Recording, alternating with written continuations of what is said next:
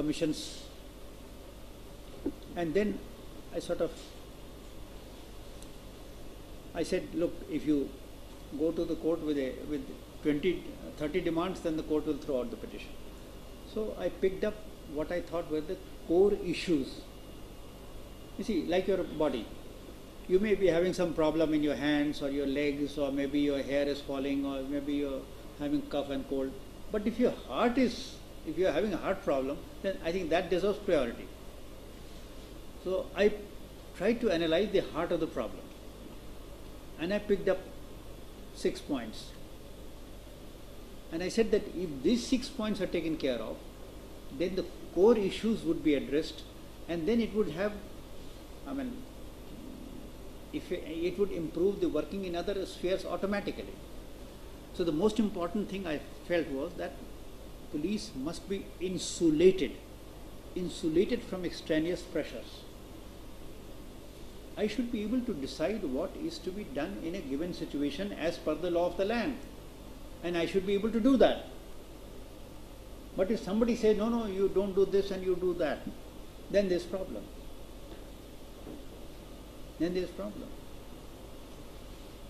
And that's this problem one encounters in the civil services, particularly IAS and IPS, and day after day if you are in the field. So I talked of insulation. I'll be very brief. You see, I made 6 prayers. All the 6 were conceded by the Supreme Court.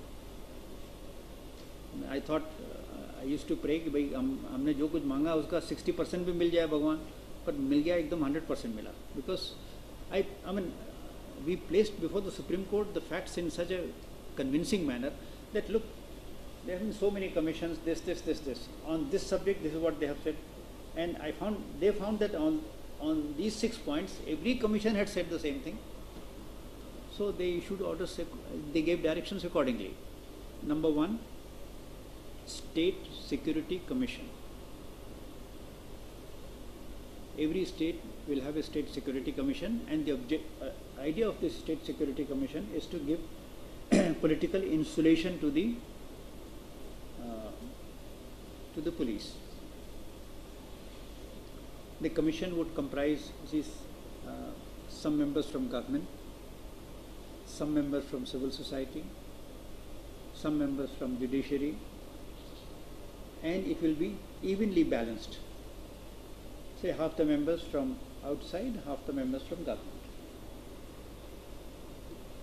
And the mandate of this Security Commission will be twofold. 1, that government does not interfere in the day-to-day functioning of the police. Look, you can lay down the policies, you can define the objectives, but not interfere in the day-to-day function. And secondly, the police must act as per the law of the land.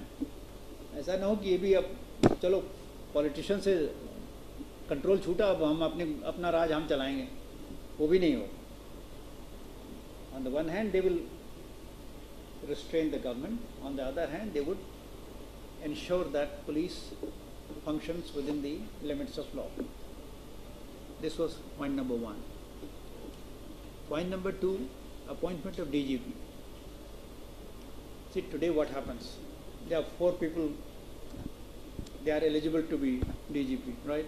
I find that 4th man will, ये ठीक आदमी है, ये मैं जो कहता हूँ वही हाँ में हाँ मिला देता है. ये लड़की तो प्रॉब्लम करेगी, ये बात नहीं सुनती, ये अपनी बात, ये हमको IPC पढ़ाती है. So pick up the 4th man. We said no, this will not happen. This is what was happening. We said that UPSC will prepare a panel of 3 names who are most eligible for elevation to the rank of Director General. इतने officers हैं, उन्होंने 3 आदमी को इसको 3 कहा, ये तीनों आदमी ठीक है, इनका सर्विस रिकॉर्ड ठीक है, इनके रेपुटेशन ठीक है. वो तीनों नाम चीफ मिनिस्टर के सामने दे दिए, अब इसमें से पिकअप कर लो. So the chief minister cannot say that you have deprived me of my power to select a DGP. You are still selecting. but you are selecting from 3 people who have been shortlisted by the UPSC. And the idea is that these 3 people say they are in the range of 18, 19, 20. So even if the man who gets 18 is selected, so what? Even then he will deliver. Maybe not as well as 20, but he will also deliver. You see, the Chief Minister, you can't sort of say that Chief Minister will not. Chief Minister कहेगा हम DGP नहीं appoint करेंगे तो हम state कैसे चलाएंगे? Appoint आप ही करिए श्रीमान, but you select from these 3 and not from somebody whom you find your churcha. See, there are officers who say कि सर आप मुझको DG बना दीजिए, मैं पार्टी वर्कर की तरह काम करूँ. वो अकेले में जाके उनको ये आश्वासन देते हैं मुझे बना तो दीजिए. So these people have to be eliminated by the UPSC.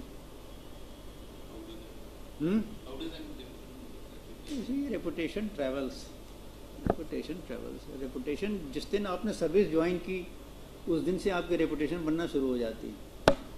और आप ये सोचिए कि साहब कुछ लोग ये समझते हैं कि ज़रा 4-5 साल कमा लो उसके बाद ठीक हो जाएंगे. वो कभी नहीं ठीक हो सकते. आपकी रेपुटेशन पहले दिन से बनना शुरू हो जाती है. जिस दिन से आप SDM बने या असिस्टेंट सुपरिटेंडेंट पुलिस बने उस दिन से, जैसे बिल्डिंग के होते हैं ना, एक एक ईंट लगना शुरू हो जाती है. हर ईंट की वक़्त है, तो उस दिन से आपकी रेपुटेशन बनना शुरू हो जाती है. और किसी ज़िले में आप पहुँचे नहीं उसके पहले आपकी रेपुटेशन पहुँच जाती है हमेशा. ये समझ लीजिए. So this will be the process for selection of DGP, and once the DGP is selected, he will have a tenure of 2 years. फिर आप ये नहीं कह सकते कि कल को इसने मेरा काम नहीं किया इसको निकाल दो. Which also does not mean that the DGP becomes a jagirdar or zamindar for 2 years. You are still, I mean, if you commit moral turpitude, if you are found involved in corruption, you can still be removed, but there will be a procedure for that. But at the whims and fancies of the Chief Minister, you will not be thrown out.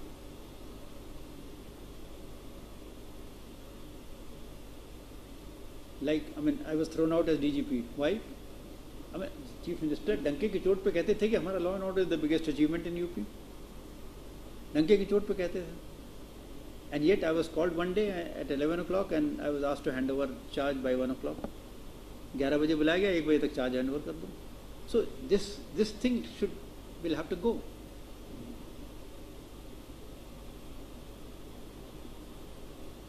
So that's why DGP का selection and tenure.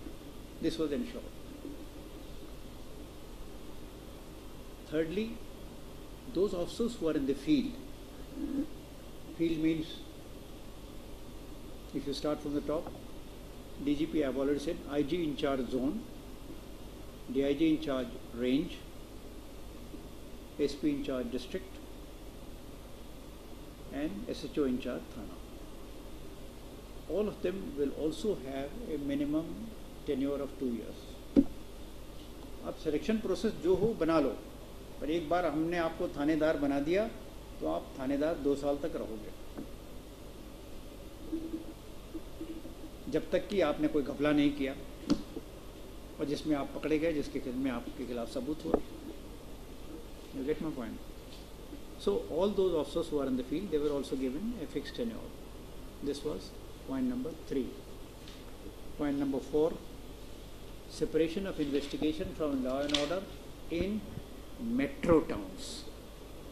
By metro towns I meant population of more than 10 lakhs.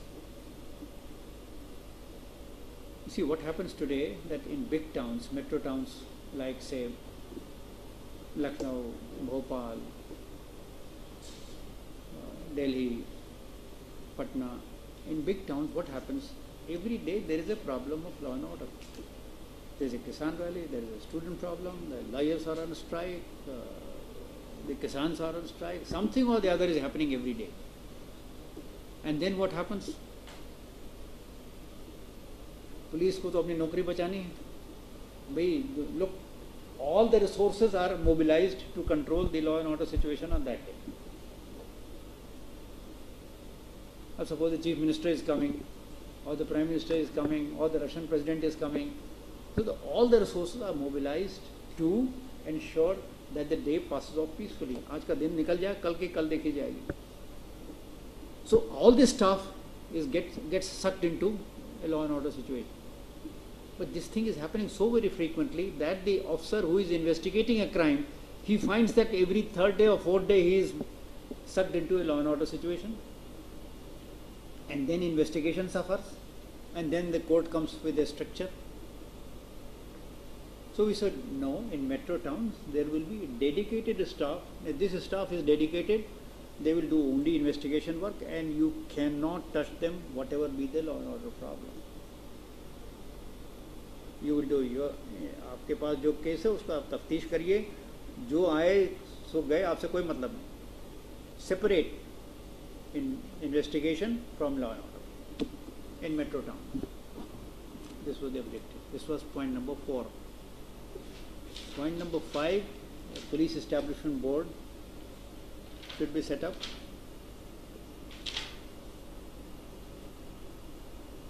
Police establishment board, the idea is that, you see, when you are a captain of a team, you want to decide who will play left in and who will play right out and who will play center forward. Or when you are cricket captain, you should decide who should come 1 down or 2 down. But if somebody else starts deciding that, then captain cannot deliver. So likewise, the police should have internal autonomy in postings and transfers. And it was decided that the police establishment board, which will comprise the Director General and 4 other senior officers of the department,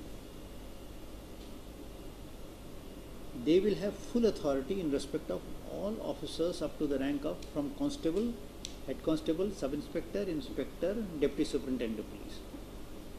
In this range, they will have full authority to decide the postings and transfer of officers, and nobody will interfere. When it comes to senior officers, superintendent police and above, superintendent police, DIG, additional director general, DG, about them the police establishment board will make recommendations to the government, and the government will give due weightage to those recommendations, but the government can overrule. When it overrules, it will record its reasons for overruling. But up to Deputy Superintendent Police, no interference. This was point number 5. And point number 6 was setting up a police complaints authority. Because there are so many complaints against police, and the complaints of serious misconduct should be investigated by complaints authorities. There will be complaints authorities at the district level, at the state level, and the district level. At both levels, the authorities will be headed by judges, retired judges. At the state level, it will be a retired judge of the High Court or Supreme Court.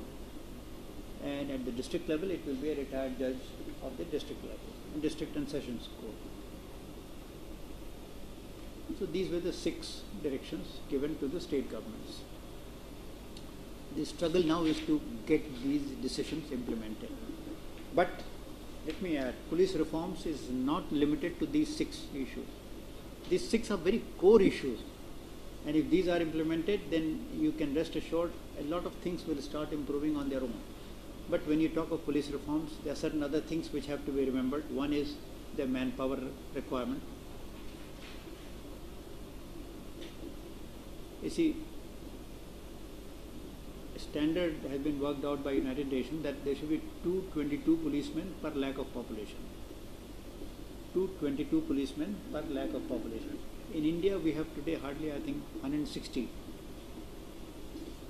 policemen per lakh of population. So there is huge manpower shortage.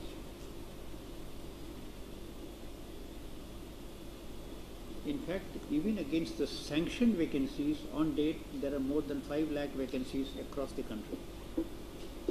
Against the sanction needs to be increased so that our police population ratio improves.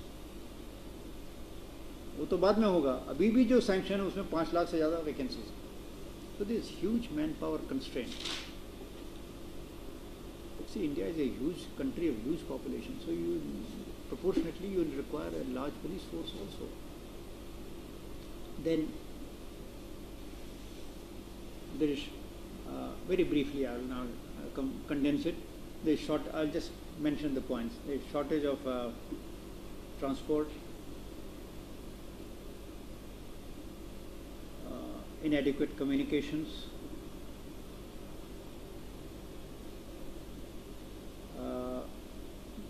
very inadequate housing,